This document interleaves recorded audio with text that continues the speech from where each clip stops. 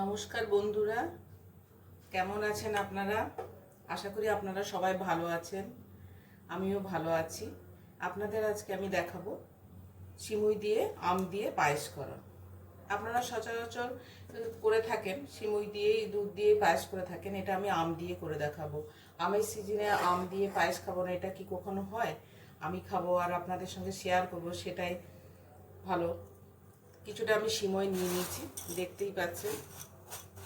এই সিমইটা কিন্তু আপনার ময়দার নয়, চালের। কিছুটা লাল বাতাসা নিয়ে নিয়েছি, এটা কিশমিশ নিয়ে নিয়েছি, একটু কাজু নিয়ে নিয়েছি, আর দুটো এলাচ নিয়ে নিয়েছি। আর এই একটা বড় সাইজের আম নিয়েছি। আমটা আমি বের করে এইটা দিয়ে পেস্ট করে রেখেছি এইভাবে। আপনারা চাইলে মিক্সিতে একবার দুবার ঘুরিয়েও নিতে পারেন, অসুবিধে নেই।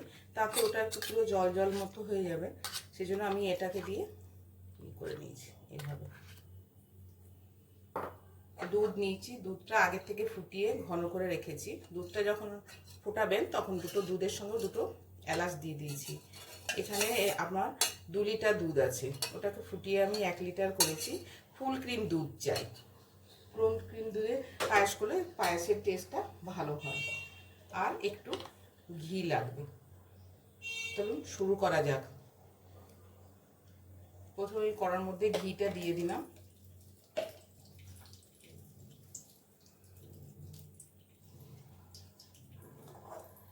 কম আঁচেই করতে হবে যাতে পুড়ে না যায়। ঘিটা গরম হয়ে গেলে আমি এলাচ দুটো দিয়ে দেবো। এলাচ দুটো দেওয়ার পর আমি সিমুইটা দিয়ে দিলাম।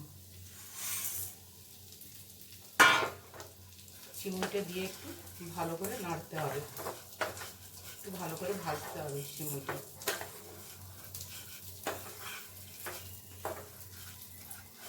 সিমুইটা ভাজা হোক।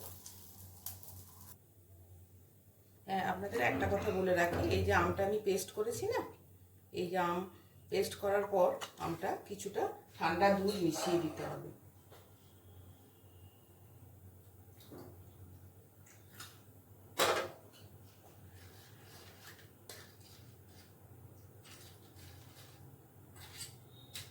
ঠান্ডা দুধটা মিশিয়ে আমটার সঙ্গে মিশিয়ে মিক্স করে দিতে হবে। ভুলেও গরম দুধ দেবেন না, তাহলে দুধটা কেটে যাবে। এটা অবশ্য আপনারা জানেন, তো কিন্তু পায়েসের মধ্যে আপনাকে গরম দুধ দিতে হবে।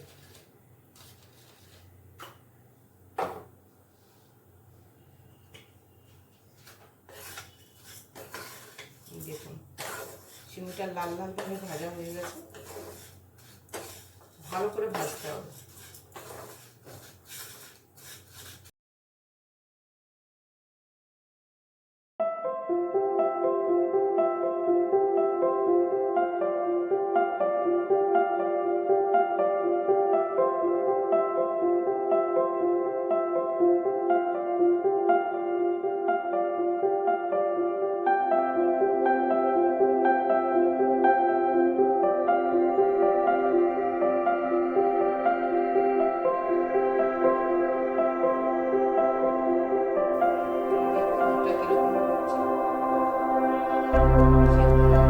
সিমুইটা সেদ্ধ হওয়া পর্যন্ত আপনাকে দুধটা ফোটাতে হবে। গ্যাসটা কমিয়ে দেবেন, নয় দুধটা নিয়ে পুড়ে যাবে।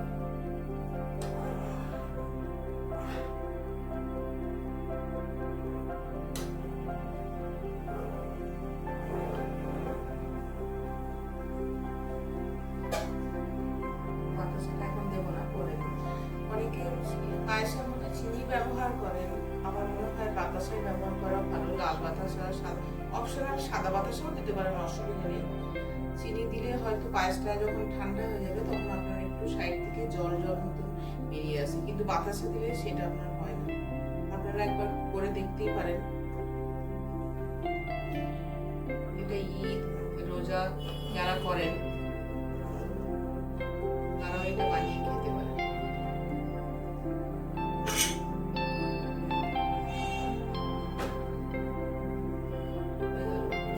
আমি বাতাসাটা দিয়ে দেবো। মিষ্টিটা আপনাদের নিজেদের টেস্ট অনুযায়ী দেবেন। আপনার যদি মনে হয় বেশি মিষ্টি খাবো সেক্ষেত্রে একটু বেশি মিষ্টি দেবেন, আর যদি মনে হয় কম খাবো সেক্ষেত্রে কম দেবেন। মিষ্টিটা সবসময় দুধের মতো দেবেন।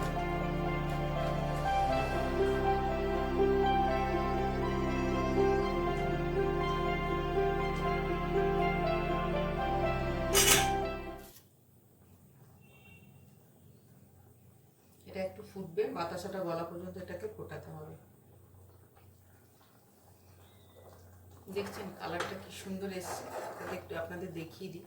কালারটা কি সুন্দর এসছে, এই দেখুন।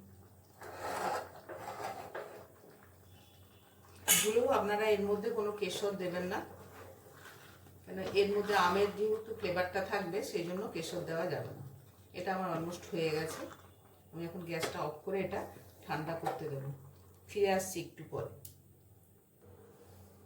দেখুন আমার পায়েসটা ঠান্ডা হয়ে গেছে, দেখেছেন এটা কিরকম পুরো দুধটা শুকিয়ে গেছে টেনে নিচে। এই জন্য আপনাদের বলেছিলাম না যে আমি একটু দুধ রাখলাম, কেন এই যে এই দুধটা এরপর আমি মিশিয়ে দেবো এর সঙ্গে। এই যে আমটা দুধ দিয়ে করে রেখেছিলাম সেটাও মিশিয়ে দেবো। বারবার বলছি আপনাদের, গরম অবস্থায় কিন্তু আমটা মেশাবেন না, তাহলে পুরো পায়েসটাই আপনার নষ্ট হয়ে যাবে। এটা একদম আর ফোটাবেন না গ্যাসে। এইভাবে শুধু ভালো করে একটু মিশিয়ে নিতে হবে।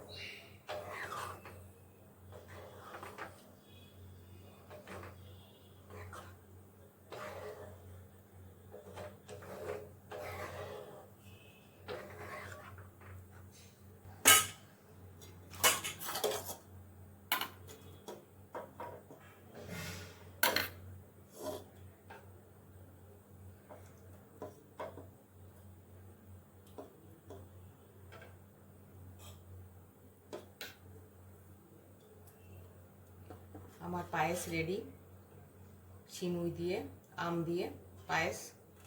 আশা করি আপনাদের ভালো লাগবে। আপনারা কমেন্ট করে আপনাদের জানান আপনাদের মতামত আমাকে, তাহলে আমার আরও বেশি করে ভালো লাগবে। আমি আরও নানা রকমের রান্না করে আপনাদের দেখাবো এবং শেয়ার করব। থ্যাংক ইউ, ভালো থাকবেন।